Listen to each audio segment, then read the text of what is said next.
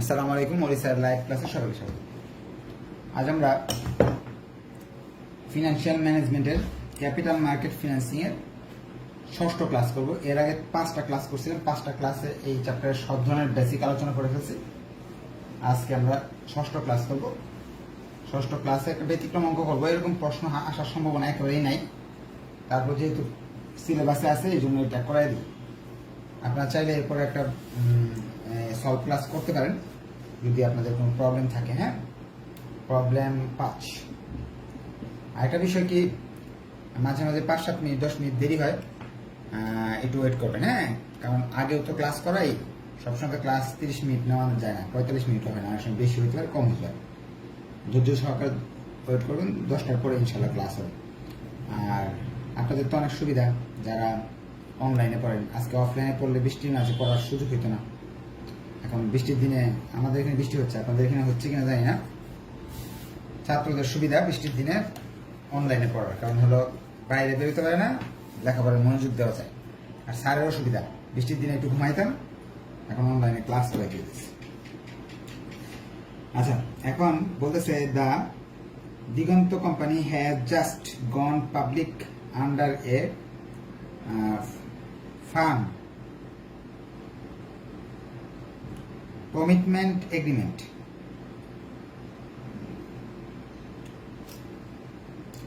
দিগন্ত receive টাকা 15.05 for each of 50 lakh share sold।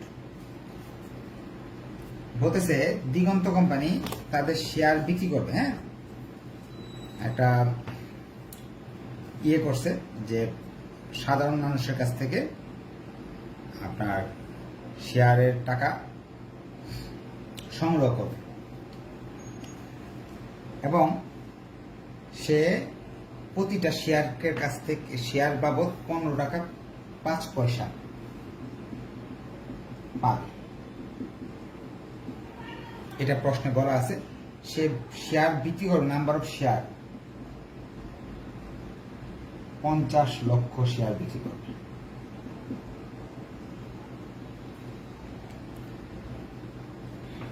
The internal offer price ওয়াজ 16 টাকা পার share. আপনি পাবেন কত? 15 টাকা 5 পয়সা। কিন্তু এটা আসলে বিক্রি করা হবে 16 টাকায়, সম্পূর্ণ টাকা পাবেন না। 95 পয়সা কি হবে আপনার এই খরচ হয়ে যাবে। এরপর তারা বলতেছে আরো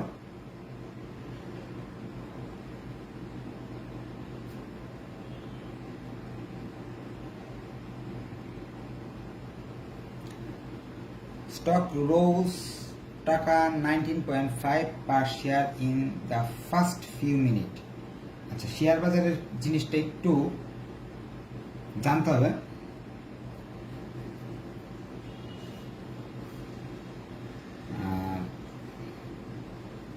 শেয়ার বাজারে কি ঘটে? শেয়ার বাজারে যদি আপনি শেয়ার বিক্রি করেন, সেক্ষেত্রে ধরেন শেয়ারটা আপনি বিক্রি করলেন, আপনার কোম্পানির শেয়ার 10 টাকা দাম আছে, আপনি 10 টাকা আপনার কোম্পানি দিচ্ছেন, কোম্পানিতে এক একটা শেয়ারের দাম 10 টাকা করে আছে।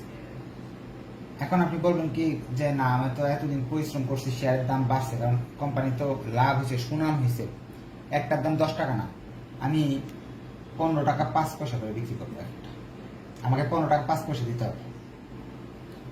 এখন 15 টাকা 5 পয়সা আপনি পাবেন যে আপনার এই দলিলপত্র কাগজপত্র এগুলো তো এমনি হয়ে যায় না, আপনার তো কাগজপত্র দিতে হবে মানুষকে। হ্যাঁ, বিভিন্ন কমিশন টমিশন দিতে হবে। তখন আপনার এটার দাম যা করতেছে 16 না, ভালো কথা 16 করে করতেছে।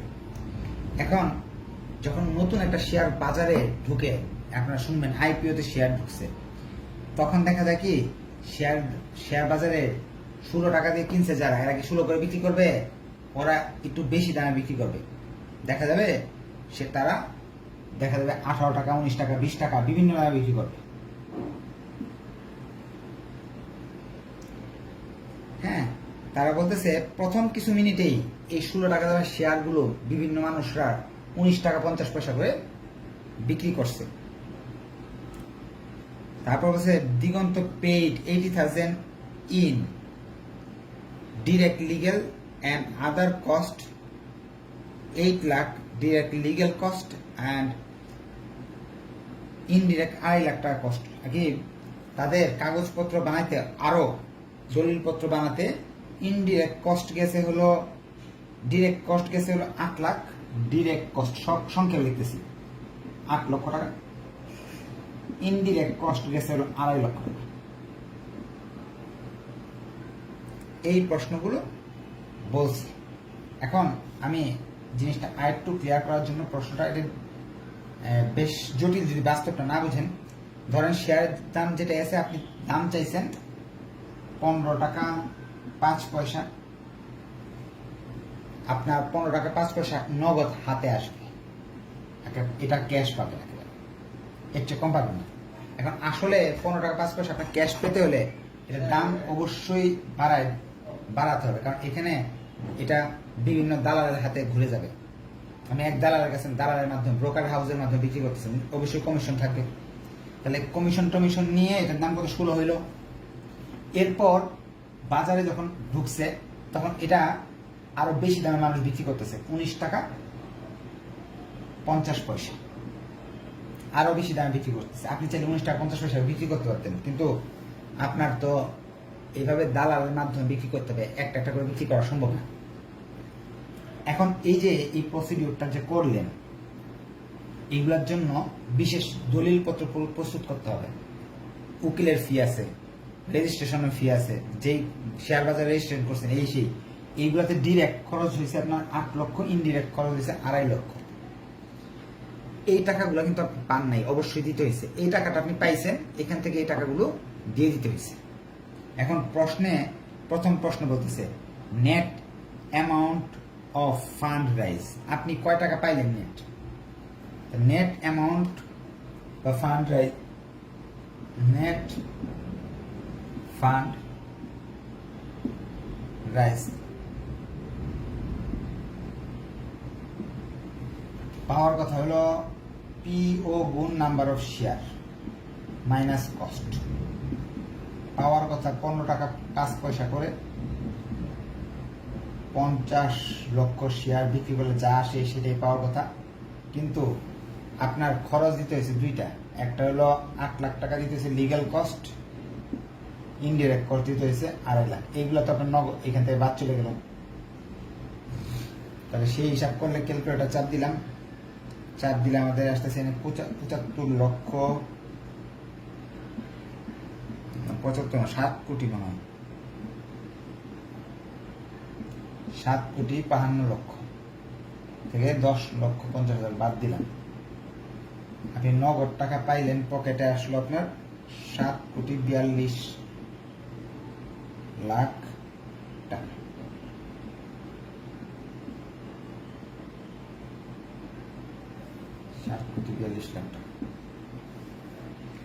এই যে প্রথম রিকোয়ারমেন্টটা যদি না বুঝে থাকেন, প্রশ্ন করার সুযোগ আছে, আমি মাইক অন করে দিলাম, এক এক করে প্রশ্ন করবেন, সবাই একসাথে প্রশ্ন করে তো বুঝবো না। স্যার পুরোটা আবার বুঝিয়ে দেন। প্রশ্ন পুরোটা আবার বুঝাই দিব। আচ্ছা, আর কার কোন কোশ্চেন? এটা পুরোটা যদি বুঝাইতে হয় তাহলে তো আপনার সূত্রটা কেন হলো স্যার? নতুন লাগতেছে স্যার, কস্ট মাইনাস কস্ট দিতেন। আচ্ছা, তারপর 8 লাখ হ্যাঁ বুঝতে পারছি। নতুন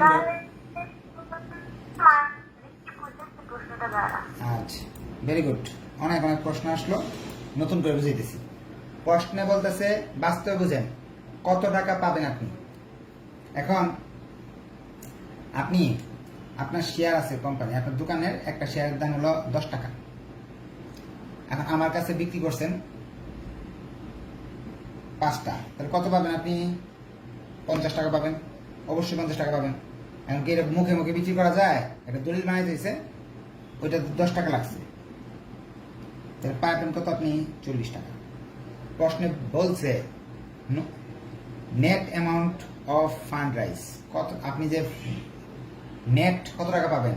ফান্ড রাইজ করলেন যে ফান্ড যে বৃদ্ধি করলেন, 50 লক্ষ শেয়ার যে বিক্রি করলেন, এতে কয় টাকা আপনি কত পাইলেন? আপনি পাবেন হলো, তারা প্রশ্ন করে দিছে, এক একটা শেয়ার 15 টাকা 5 পয়সা করে পাবেন। 50,000 শেয়ার বিক্রি করবেন, তাহলে 7,52,50,000 টাকা আপনার পাওয়ার কথা। কিন্তু কাগজপত্র, বিভিন্ন দলিলপত্র বানাতে গিয়ে আপনার 10,50,000 খরচ দিছে, তাহলে আপনার হাতে আসলো 7,42,00,000 টাকা। প্রশ্নটা বুঝাইতে বলছে আরেকবার, আমি বলে দিচ্ছি। দিগন্ত কোম্পানি একটা শেয়ার বাজার থেকে টাকা উঠানোর জন্য একটা এগ্রিমেন্ট, চুক্তি করলো। চুক্তিতে বলা আছে তাকে প্রতি শেয়ার বাবদ 15 টাকা 55 পয়সা করে দেওয়া হবে এবং 50 লক্ষ শেয়ার সে বিক্রি করবে। এটা প্রশ্নের প্রথম লাইনে দেওয়া ছিল। এখন সেটার দাম ধরা হবে 16 টাকা করে। যেহেতু আপনার হাতে আসবে 15 টাকা 5 পয়সা, এখন যে লোকটা পরিশ্রম করবে, যারা বিক্রি করে দিবে, তাদের কমিশন টমিশন যোগ করে 16 টাকায় বিক্রি করবে। এই যে এখানে 95 পয়সা, এটা আপনি পাবেন না, যারা বিক্রি করে দিবে দালাল, তারা পাবে। এখন দালালরা কি করছে, কি তাদের বিক্রি করছে বিভিন্ন মানুষের কাছে, হাত বদল হয়েছে। দালালরা বিক্রি করছে, ধরেন একজন 16 টাকা করে বিক্রি করছে আপনার কাছে, আমার কাছে, বিভিন্ন আরো 10 জনের কাছে। আমরা আবার লাভ করে যাই, এটা বিক্রি করছি 19 টাকা 50 পয়সা। এরপরে আরো লাভে 20 টাকা 100 টাকা 200 টাকা হয়ে যাবে এক সময়। হ্যাঁ, কিন্তু আপাতত 19 টাকা 50 পয়সায় বিক্রি হচ্ছে, এটা প্রশ্নে বলে দিছে। এখন এই যে এইগুলোর প্রসিডিওর করার জন্য, চুক্তি করার জন্য আমাকে বিভিন্ন ডকুমেন্ট তৈরি করতে হয়েছে। সেই ডকুমেন্টের জন্য আইন খরচ, ডিরেক্ট কস্ট দিতে 8 লাখ, ইনডিরেক্ট কস্ট 2.5 লাখ টাকা দিতে হয়েছে। এগুলো ছিল প্রশ্ন। এখন প্রথম প্রশ্ন বলছে এই অঙ্কটা আগের অঙ্কের মতো না, আগের সূত্রে এটা মিলবে না, এগুলোর জন্য নতুন সূত্র শিখতে হবে। প্রথম প্রশ্ন হচ্ছে কত টাকা বাড়লো। ফান্ড টু বি রাইজ এর জন্য পিও ইন্টু এনএস, এটা সূত্র, মাইনাস কস্ট। পিওর মান দেওয়া আছে এখানে, নাম্বার অফ শেয়ারের মান দেওয়া আছে এখানে, কস্টের মান দেওয়া আছে, দুইটা কস্ট দেওয়া আছে, ডিরেক্ট কস্ট, ইনডিরেক্ট কস্ট, দুইটা কস্ট যোগ করে আমি বের করতে পারছি। এখন আপনার এই জিনিসটা বেসিক একটু আগে বলেছি, কেন এইভাবে হলো। আবার সূত্র মুখস্থ করেও শিখতে পারবেন, আপনি যে কোনো এক পদ্ধতি যাবেন। যারা দুর্বল তারা সূত্র মুখস্থ করে নেবেন, আর যারা মনে করতেছেন যে না আমি বেসিক শিখতে যাবো, বেসিক বলে দিচ্ছি। এটা 1 নাম্বার ছিল। 2 নাম্বার বলতেছে ডিরেক্ট কস্ট গুলো বের করে দেখাবো। Direct cost, total direct cost. Direct cost হলো লিগ্যাল কস্ট প্লাস, সূত্র শিখতে হবে হ্যাঁ, plus flotation cost.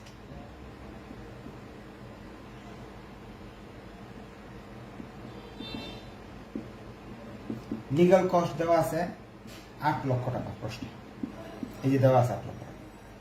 Flotation cost কাকে বলে? এইটাকে বলে ফ্লোটেশন কস্ট। ফ্লোটেশন কস্ট হলো একটা শেয়ার বিক্রি করতে হলে যে কমিশন, দালালি ফি, হ্যাঁ, সেলিং কমিশন, অনেক ধরনের কস্ট আছে, যে কস্টগুলো দিতে হয় সেটাকে বলা হয় ফ্লোটেশন কস্ট।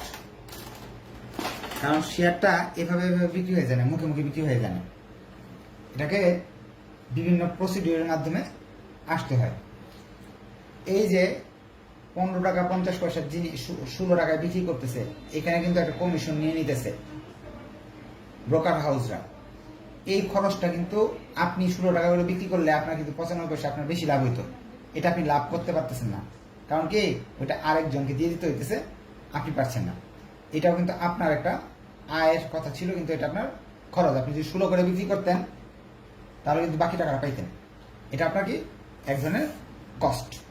ফ্লোটেশন কস্ট কিভাবে বের করবো? 95 পয়সা কিভাবে আসলো? 16 থেকে আমি যদি 15 টাকা 5 পয়সা বাদ দিই, তাহলে 95 পয়সা আমার খরচ আসতেছে একটা শেয়ারে। কতগুলা শেয়ার বিক্রি করছি? 50,000 শেয়ার বিক্রি করছি। এক শেয়ারে যদি 95 পয়সা হয়, 50,000 শেয়ারে কত হবে? গুণ করলে বেরিয়ে আসবে 8 লক্ষ যোগ, এখানে যদি সম্পূর্ণটা ক্যালকুলেটরে উঠাই, তাহলে 47,50,000 টাকা আমার প্রোটেকশন কস্ট হয়েছে। টোটাল হলো 55,50,000। 1 নাম্বার রিকোয়ারমেন্টটা 2বার বুঝাইছি, এটা তো আর বুঝতে হচ্ছে না, এই জন্য 1 নাম্বার রিকোয়ারমেন্টটা মুছে দিতেছি। 2 নাম্বার রিকোয়ারমেন্টটা রেখে দিলাম, কারণ আপনাদের প্রশ্ন করার সুযোগ দিব 2 নাম্বার রিকোয়ারমেন্ট থেকে। এবং 3 নাম্বার রিকোয়ারমেন্ট চাচ্ছে। 3 নাম্বার রিকোয়ারমেন্ট বলতেছে ইনডিরেক্ট কস্ট বের করো। ইনডিরেক্ট কস্ট যেগুলো আমার নিয়ন্ত্রণের বাইরে ছিল, যে কস্টগুলো, সেগুলোকে ইনডিরেক্ট কস্ট বলা হয়। Total indirect cost.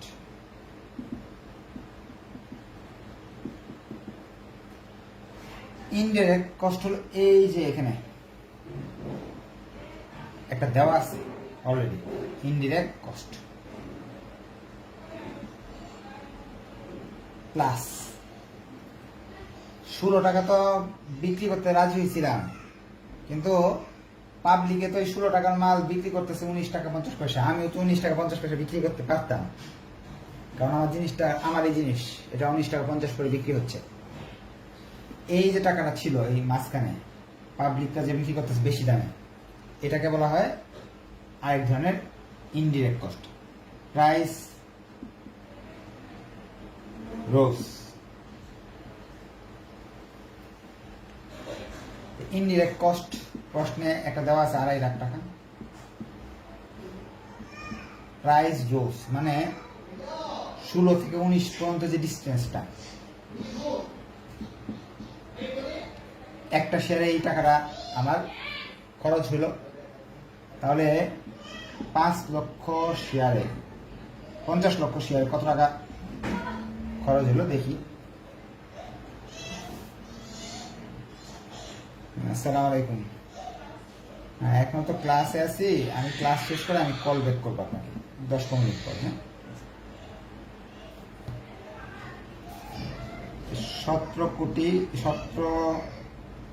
1,75,00,000 টাকা। তাহলে মোট মাঠ 1 কোটি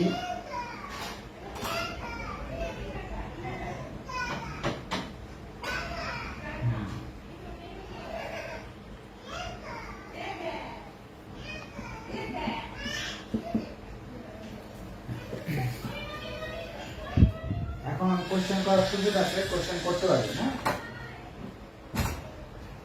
আমি মাইক অন করে দিচ্ছি, যাদের কোশ্চেন করা দরকার কোশ্চেন করার জন্য মাইকটা খুলে দিচ্ছি, কোশ্চেন করতে হবে।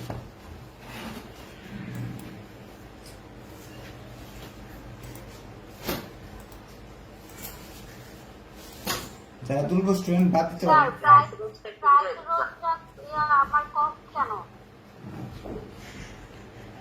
হ্যাঁ, আর এটা প্রশ্ন, এটা হলো এই আর কোন কোশ্চেন? হ্যাঁ, প্রাইস রোজটা আমার কেন কস্ট হবে? আমার কেন এটা কস্ট হবে ইনডাইরেক্ট? আমি তো বুঝতে পারতেছি না। আচ্ছা ঠিক আছে। এখানে বিষয়টা উনি 19 টাকা পাওয়ার কথা, কিন্তু পাচ্ছে আদৌ 15 টাকা বা 16 টাকা। দালালটা টাকাটাকে এই ফেলতেছে, উনি ডাইরেক্ট বের করতে পারতেছে না। হ্যাঁ হ্যাঁ, এটা আপনাকে এইভাবে ধরতে হবে। আমি আর সহজ একটু বুঝিয়ে দিই। ধরেন আমি একটা উদাহরণস্বরূপ, আপনি তো জানতেছেন, ধরেন আপনার কাছ থেকে বিক্রি হচ্ছে, আপনার দোকানে আম আছে, আমের দাম 15 টাকা 5 পয়সা আপনি বিক্রি করবেন ভাবতেছেন, কিন্তু এটার দাম কত আছে, বিক্রয় মূল্য চলতেছে জানেন কত? বিক্রয় মূল্য 19 টাকা 50 পয়সা। বিক্রয় মূল্য কত? 19 টাকা 50 পয়সা। আপনি পাচ্ছেন কত টাকা জানেন? 15 টাকা 5 পয়সা। বাকি টাকাটা কি আপনার কাছ, আপনার দোকান থেকে তো বিক্রি হচ্ছে এই জিনিসগুলা, আপনার জিনিস বিক্রি হচ্ছে কত? 19 টাকা 50 পয়সা। মাঝখানের টাকাটা কিন্তু আপনার পকেটে আসতেছে না, ওই টাকাটা যাচ্ছে অন্য কারো পকেটে। কারণ মানুষের পকেটে যাচ্ছে যে এটা কি আপনার খরচ না। যেমন আমের দাম আছে, আপনি বলে দিলেন যে 15 টাকা 5 পয়সা করে আমাকে দিবা আম প্রতি কেজিতে। এখন যে লোকের দায়িত্ব দিয়েছেন খাঁচিতে ভরে নিয়ে গেছে আপনার দোকানদার, তাকে কমিশন সিস্টেম করেছেন, যত আম বিক্রি করবা প্রতি আমি তোমাকে 4 টাকা করে দিব। সেলিং কমিশন আপনার ক্ষতি না লাভ হবে? সেলিং কমিশন অবশ্যই, বেতনটা যে দিতেছেন ওটা আপনার কি এক প্রকার খরচ। এটা এই জন্য প্রাইস রোজ, এটা এক প্রকার খরচ। এখানে ফ্লোটেশন কস্ট, দালালি ফি, এটা এক প্রকার খরচ হিসেবে ধরতে হবে। আপনি এইভাবে চিন্তা করেন যে আপনার আমগুলো 19 টাকা 50 পয়সা বিক্রি হচ্ছে, কিন্তু আপনি পাচ্ছেন 15 টাকা 5 পয়সা।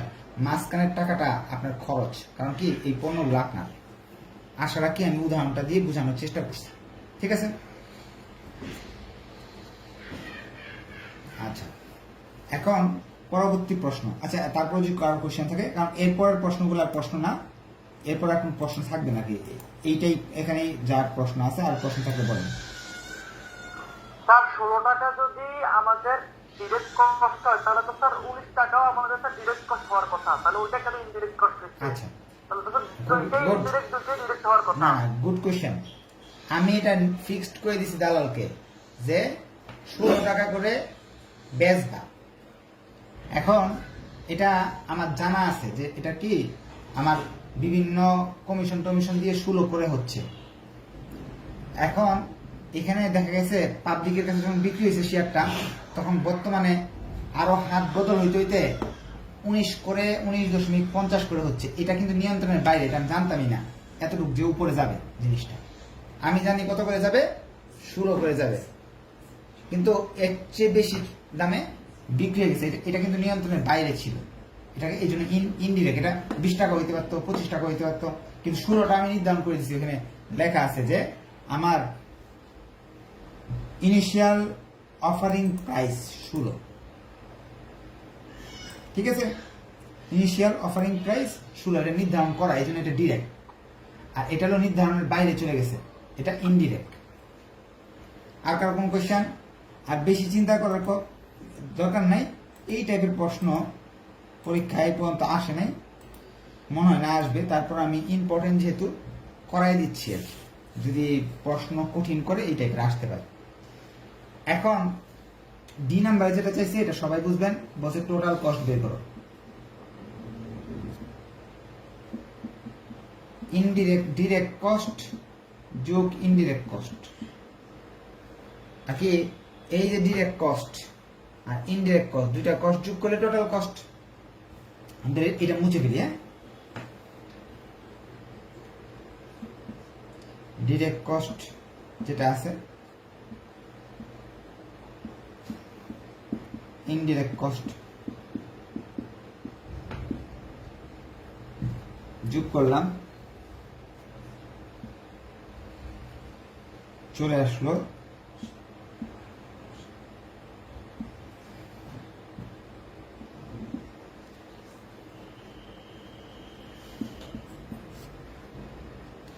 একেবারে ইজি ছিল টোটাল কস্ট। এটা কারো প্রশ্ন না, কারণ ডিরেক্ট এবং ইনডিরেক্ট কস্ট সব যোগ করলে আমার টোটাল কস্ট চলে আসবে। Last question, 5 number question, percentage of flotation cost. Flotation কস্টের পার্সেন্টেজ,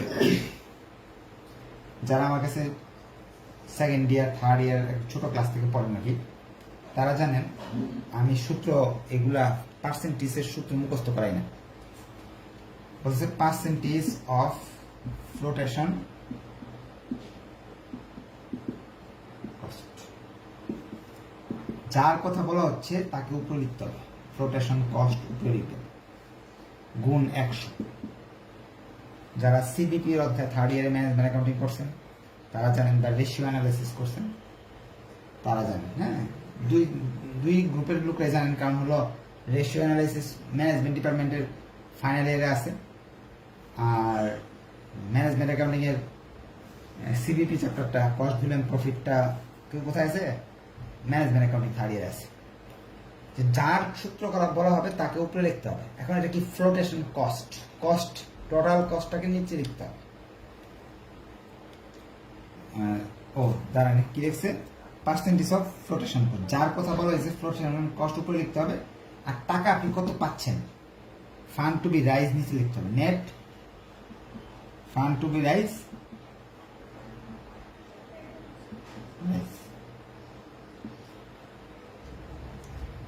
বলতে পারেন স্যার লজিকটা মিলল না। হ্যাঁ অবশ্যই মিলছে। আমরা কি করি, যখন বলে যে গ্রস প্রফিট রেশিও করো, তখন গ্রস প্রফিট উপরে রাখি, সেলস নিচে রাখি নাকি, ইনটু 100।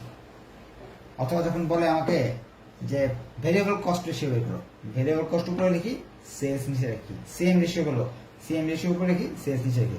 আমার সেলস কোনটা, আমি যে বিক্রি করে যে টাকাটা পাইছি এটাই তো। যারা এটা কেন বললাম, বেসিক বোঝানোর জন্য। আমি বলতে পারতাম যে এটাই সূত্র, সূত্র মুখস্থ করে অঙ্ক করো। ফিক্সড কস্ট, ফ্লোটেশন কস্ট কই পাইছিলাম, এখানে সি নাম্বার যখন করছিলাম তখন পাইছিলাম।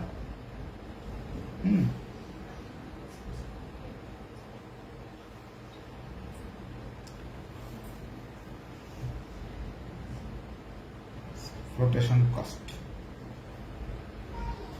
দাঁড়ান দেখি নি একটা প্রশ্ন, percentage of flotation cost.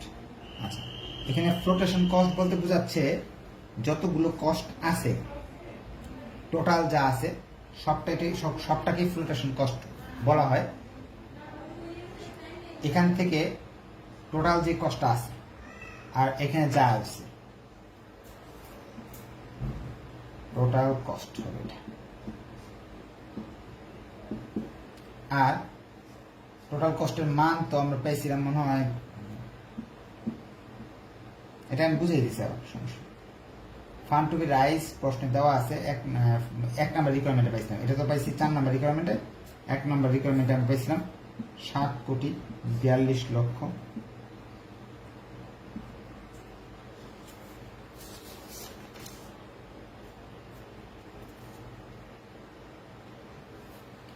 Into 100,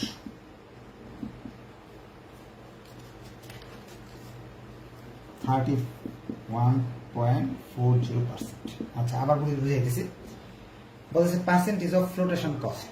এখন এখানে ফ্লোটেশন কস্ট বলতে কি বোঝায়, একটা আছে ডিরেক্ট ফ্লোটেশন কস্ট। যেমন ধরেন আপনি শর্তে দিয়ে দিচ্ছেন যে 15 টাকা 5 পয়সা আপনি পাবেন আর 16 টাকা বিক্রি করা হবে, এই যে ডিফারেন্সটা, এটা হলো ডিরেক্ট ফ্লোটেশন কস্ট। আর এখানে যে যত ধরনের খরচ হচ্ছে, একটা শেয়ার বিক্রি করতে গেলে যত ধরনের খরচ হয়, সেলিং কমিশন, কাগজপত্র বানানো, এটা সেটা, দালাল, তারপরে এই কি বলে এই দলিল পত্র প্রস্তুত, A to Z খরচকে ফ্লোটেশন কস্ট বলা হয়। যারা আমরা ইয়ের অঙ্কগুলা করছি, যে বলে লং টার্ম ইনভেস্টমেন্ট বা ওই যে বন্ড ভ্যালুয়েশন, হ্যাঁ, বা শেয়ার ভ্যালুয়েশন, বিভিন্ন অঙ্ক করছি, ওইখানে ফ্লোটেশন কস্টের কিন্তু এরকম দেওয়া থাকে। ফ্লোটেশন কস্ট সমান সমান এই যে সেলস ভ্যালু বের করতে গেলে ফেস ভ্যালু থেকে ফ্লোটেশন কস্ট বাদ দিতে হবে। ফ্লোটেশন কস্ট অনেক প্রকার হয়ে থাকে, একটা ডিরেক্ট হতে পারে, ইনডিরেক্ট হতে পারে। ডিরেক্ট হলে এই যে এতটুকু, ইনডিরেক্ট হলে সম্পূর্ণটা, এটাও হবে এটাও হবে, সবগুলাকে বলা হয়। এই টোটাল কস্ট আমার উপরে লিখতে হবে, আর নিচে net fund to be raise, যে টাকা আপনি বিক্রয়, উপরে লিখতে হবে। টোটাল কস্ট বাই বিক্রয় লিখলে আমি বুঝতে পারলাম আমার 31% কস্ট হচ্ছে, আমি যা বিক্রি করতেছি তার খরচ হচ্ছে 31.40%। আচ্ছা, এখন আমি মাইক অন করে আপনাদের কোয়েশ্চেন করার সুযোগ করে দিচ্ছি, আপনারা যে কোনো কোয়েশ্চেন করতে পারবেন। এখানে ফ্লোটেশন কস্ট মানে 15.05 থেকে 19.5 টাকা, 20.5 টাকা। এবং এই যে খরচগুলা ইনডিরেক্ট ডিরেক্ট যত ধরনের কস্ট আছে সবগুলোই। ফ্লোটেশন কস্ট এখানে ফ্লোটেশন কস্ট হবে না নাকি টোটাল কস্ট কেন হলো? আচ্ছা, এখন ফ্লোটেশন কস্ট জিনিসটা কি এটা আমার জানতে হবে। না স্যার, আপনি তো বললেন যে ফ্লোটেশন মানে এখানে আপনি ওই কস্টটা উপরে দিতে হ্যাঁ হয়। এখানে লেখেন ফ্লোটেশন লিখলেও হবে, ও আচ্ছা আচ্ছা। কিন্তু ফ্লোটেশন লিখলে আপনি বুঝবেন না, এই জন্য আমি কেটে দিছি। কারণ ফ্লোটেশন লিখলে মনে করবেন ওই যে ডিরেক্ট ফ্লোটেশন কস্টটা নিয়ে আসবেন, এই জন্য ফ্লোটেশন কস্টটা এখানে না লিখে লিখছি কি টোটাল কস্টটা, তাহলে বুঝতে সুবিধা হবে। এখন আপনি যদি ফ্লোটেশন কস্ট লেখেন হবে, কিন্তু ফ্লোটেশন কস্ট দুই প্রকার, একটা হলো ডিরেক্ট, একটা ইনডিরেক্ট। ডিরেক্টটা আপনার আনতে হবে, ইনডিরেক্টটা আনতে হবে। ডিরেক্ট এবং ইনডিরেক্ট কস্ট যদি আনেন তাহলে টোটাল কস্ট চলে আসলো, টোটাল কস্ট উপরে লিখবেন, আর net fund to be raise নিচে লিখবেন, তাহলে হয়ে যাবে। মানে টোটাল কস্ট হ্যাঁ হ্যাঁ, তাহলে আমার এখানে টোটাল লিখলে কি সুবিধা, যে এটা নির্ণয় করা আছে আমার, নাহলে কি কি হবে, ফ্লোটেশন লিখলে আপনার আগে আপনার নিজেরও কনফিউশন হয়ে যাবে যে এই ডিরেক্ট এর ভিতরে যে একটা ফ্লোটেশন ছিল সেটা নিয়ে আসলে হবে নাকি, ওটা তো ডিরেক্ট ফ্লোটেশন কস্ট। স্যার বলো। যদি ইনডাইরেক্ট কস্ট না থাকতো, শুধু ডিরেক্ট কস্ট থাকতো, তাহলে কি শুধুই আমরা ডিরেক্ট কস্টে বসাইতাম টোটাল কস্টের এখানে জায়গায়? টোটাল কস্টটাই বসাইতাম, টোটাল কস্ট যেটা আসে এখানে জিরো হইতো, এই দুইটা যোগ করলে তো টোটাল কস্ট কমে যেত, সেটাই বসাইতাম। আচ্ছা, এটা নিয়ে আপনারা মাথা ঘামাবেন না, কারণ এই টাইপের প্রশ্ন এই পর্যন্ত কোনো ইউনিভার্সিটি কোশ্চেন আসে নাই, আর আসবে না ইনশাল্লাহ। আপনারা এখন পরে যে ইউনিভার্সিটি কোশ্চেন 2020 সাল থেকে, আমাদের কি অপশন প্রাইস মেথডের অঙ্ক করা হয়নি, এটা ফোর্থ ইয়ারে আসছিল কোনটা? অপশন প্রাইস মেথডের অঙ্ক। আচ্ছা, আপনারা অবশ্যই নেক্সট ক্লাসে ইয়ে করবেন, ওই কি বলে, আচ্ছা আচ্ছা, অবশ্যই অবশ্যই আপনাকে সলভ ক্লাসের সুযোগ দেওয়া আছে। আপনি এই একটু মেসেঞ্জার গ্রুপে এগুলাকে ছবি উঠায় দেন যে স্যার এই এই অঙ্কগুলা আমার চলে আসছে কিন্তু আমি করতে পারতেছি না। হ্যাঁ, অবশ্যই আমি করে দিব। হ্যাঁ, 100% করে দেবো ইনশাল্লাহ। ঠিক আছে, অন্য মেথড হোক, এই চ্যাপ্টারের মেথড অঙ্ক হইলে হয়েছে, মেথড যেটাই হোক, চ্যাপ্টার এটা হইতে হবে। ঠিক আছে, এই চ্যাপ্টারের যত কিছু আছে সব যাচাই বাছাই করে আমাকে ছবি উঠাই দিবেন, নেক্সট ক্লাসে সব ক্লাস হবে ইনশাল্লাহ। হ্যাঁ, ধন্যবাদ সবাইকে, আসসালামু আলাইকুম।